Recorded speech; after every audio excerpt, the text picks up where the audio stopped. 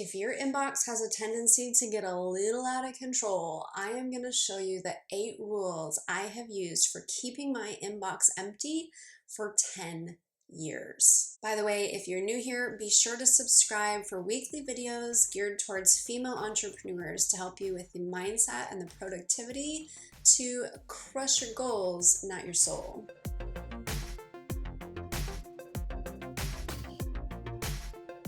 What's up, Buttercup? I'm Tara Wagner, the Belief Breakthrough Coach for female entrepreneurs, and I love to help women to get things done and feel great doing it. So this is part 2 of our discussion on Mission Zero Inbox. If your inbox is overflowing right now, be sure to check out part 1, which teaches you how to get it under control. This video is going to teach you how to keep it that way. I'm going to go through 8 rules that have worked very well for me over the last decade, but make sure you watch to the very end because I'm going to have a little bonus tip for you as well. There's this idea floating around right now that attention is the new currency, that's what everybody is really vying for anymore, is your eyeballs on their stuff. That's why things are getting loud and obnoxious, because the only thing that they're trying to get is your eyeballs on their stuff. I heard someone say, and I wish I could remember where I heard it, I've searched and searched, but the idea was, don't let yourself get pickpocketed. Penny by penny, dollar by dollar, all of our energy, our focus, our attention slowly being stolen away from us until we feel frantic and overwhelmed and anxious. We obviously cannot control everything around us, but one of the things that we can control at least is our email inbox. Our email inbox should be a very practical thing.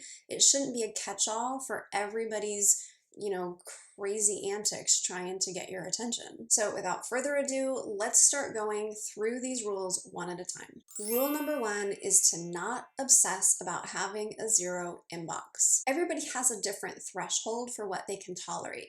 Me personally, I can only tolerate like less than 5 emails in my inbox before I start to just freak out. Other people, maybe it's 15, maybe it's 20, maybe it's one single page, and as long as they don't have to scroll to another page, they're fine. You get to decide your threshold on this.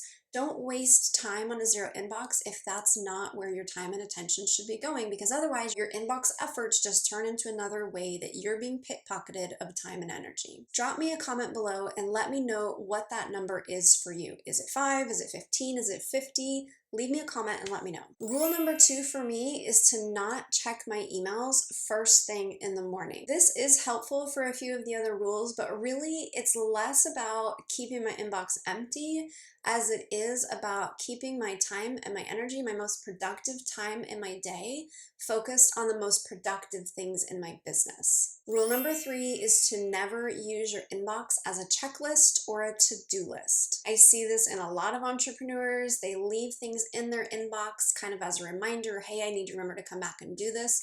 Bad idea. That's how things get out of hand. That's how things get lost. On the flip side, they try to avoid doing that by handling every single thing that comes into their inbox right then and there.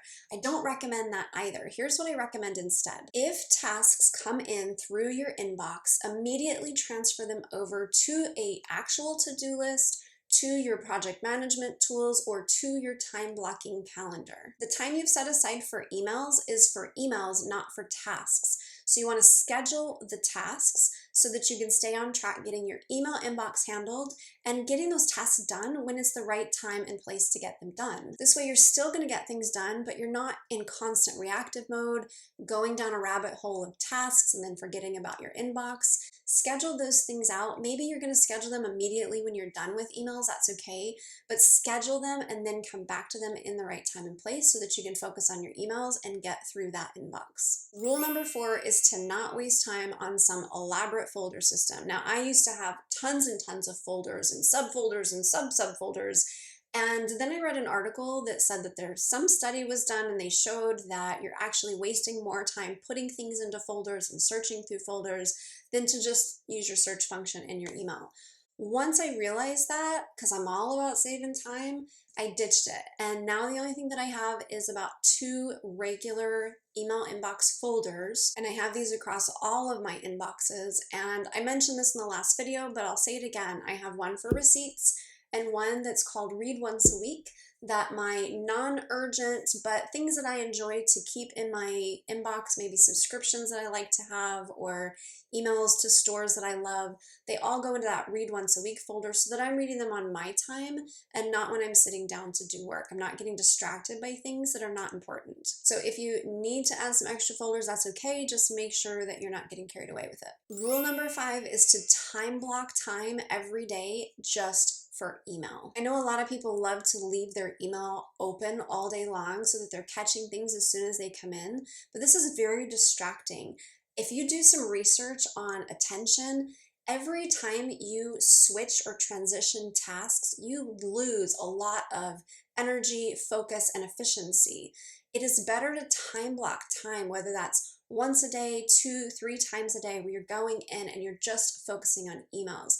You're able to, instead of multitask, you're single tasking and you're able to get more done in less time. So close it down when you are working on other things, turn off notifications, and time block your time just for emails. I have a video on time blocking. You can catch it up above this video. Rule number 6 is the one touch rule. Make it a point to only touch an email one time. This means the first time you open that email, you are immediately addressing it, adding it to your to-do list, replying back to it, deleting it, archiving it, putting it in one of your folders. Whatever you have to do, you are handling it right then and there. This is why it is so important to have things time blocked so that you have the time, energy, and focus to actually only give it one touch. If you check your emails while you're standing in line somewhere, you're not going to be in a place to be able to pull up information or answer somebody's question or handle something. Leave me a comment below with touches if you know you touch your email too many times.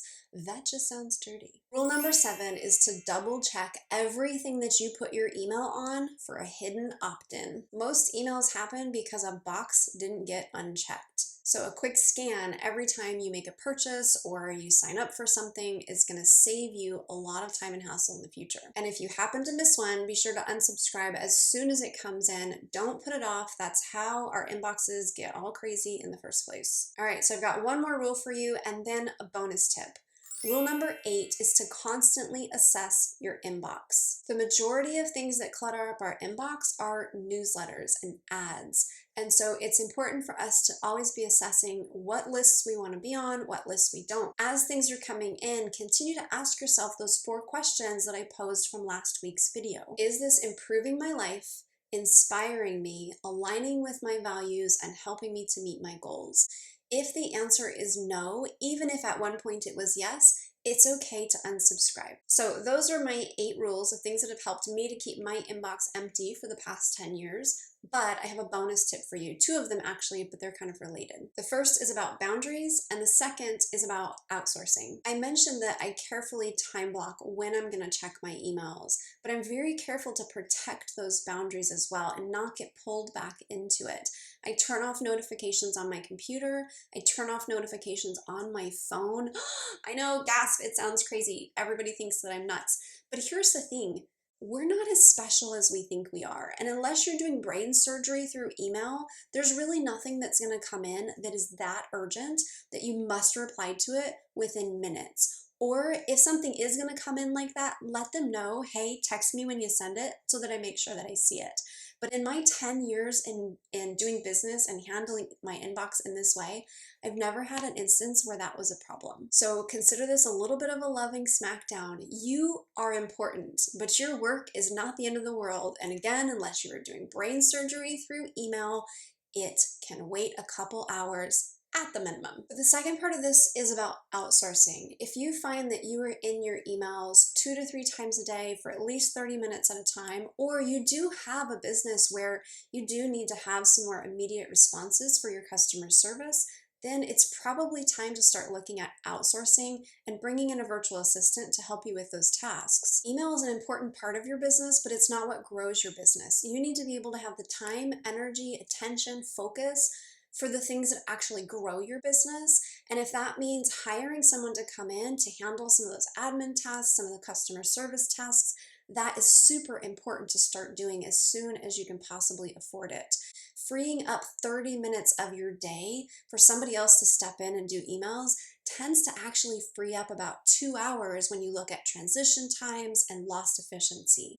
So do not hesitate for this. I know that it's a little bit scary at first, but I really want you to step into this as quickly as possible, because at some point, you have to stop wearing all the hats in your business. You can't do this forever. So please keep this in mind and ask yourself, how much time could I free up for income producing activities in my business if I were to bring someone on to check my emails throughout the day? All right, now you know how to keep your inbox empty and organized. Super easy, but it does take some practice to master. So I hope that you will jump into my Facebook group for female entrepreneurs so that you can get some support, some encouragement, some accountability in this practice. We're all here to support and encourage you, so look for that link in the description below. I'd also love for you to share your tips or experiences with keeping your inbox empty in the comments below. Let us know what works for you, what doesn't, or what alternatives you found. And if you found this video helpful, be sure to subscribe. I put out new videos every week for female entrepreneurs around mindset, productivity, emotional well-being,